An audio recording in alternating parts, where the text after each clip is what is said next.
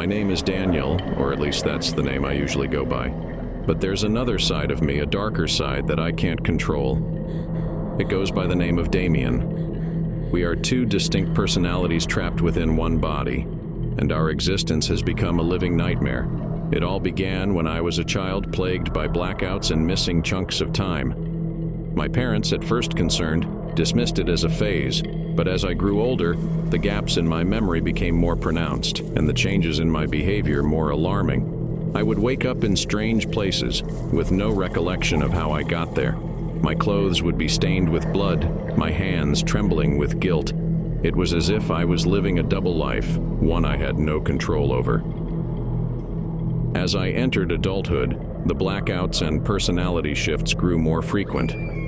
I sought help from countless therapists and psychiatrists, but no one could provide answers. They labeled it as dissociative identity disorder, a condition in which a person has multiple distinct personalities.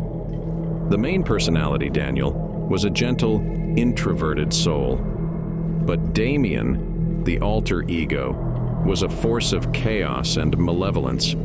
He reveled in causing pain and suffering, and I was powerless to stop him. One particularly chilling night, I awoke in a dimly lit room, surrounded by the instruments of torture. My hands were bound, and my body was racked with pain. Damien had taken control, and he was in the process of inflicting unspeakable horrors upon an innocent victim. I screamed in my mind, desperately trying to regain control, but Damien's laughter echoed in my head.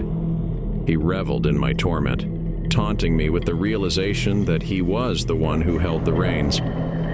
When I finally regained control of my body, I was left to grapple with the guilt and horror of what I had done. The victim was gone, disappeared without a trace, leaving behind only the lingering stench of blood and despair.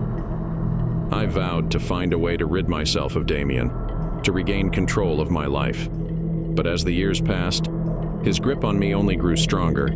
He would emerge at the most unexpected times, wreaking havoc on my relationships, my career, and my sanity. One night, as I sat alone in my apartment, I heard a voice whispering in my ear, a voice that was not my own. Damien had returned, and he had brought with him a dark revelation. "We are not separate entities," he hissed. "We are one and the same. You can't exist without me, just as I can't exist without you." I was chilled to the bone by his words. It was true. I had come to depend on Damien's malevolent power to protect me, to survive in a world that had turned its back on me. We were two sides of the same coin, forever entwined in a nightmarish dance. As the years passed, I sank deeper into despair. I watched helplessly as Damien committed increasingly heinous acts, leaving a trail of destruction in his wake. I was powerless to stop him, trapped in a nightmarish existence that was tearing me apart.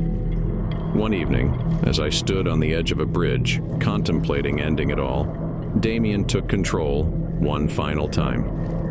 He relished in the chaos and destruction he wrought, reveling in the fear and suffering he caused. But as he gazed down into the abyss, something within me snapped. I couldn't let Damien win. I couldn't let him destroy me and everything I held dear. With a surge of determination, I wrestled control of my body away from him. The struggle was fierce, a battle of wills that raged within me. But slowly, agonizingly, I began to regain control. Damien fought back with all his malevolence, but I refused to yield. With one final, desperate push, I banished Damien from my mind. I felt his presence recede, his influence waning until he was nothing more than a whisper in the depths of my consciousness. I stood on the edge of the bridge, battered and broken, but triumphant. I had won the battle against the darkness within me, and I was finally free. But the scars of my ordeal would never fade. I had seen the depths of my own madness, the darkness that lurked within my own soul. I knew that Damien would always be a part of me, a shadowy specter that would haunt me for the rest of my days. As I walked away from the edge of the bridge, I knew that I could never truly escape my past, but I was determined to live a life free from the darkness that had consumed me for so long. I would carry the scars, the memories, and the knowledge of what I had endured, but I would also carry the hope of a future untainted by the horrors of my own mind.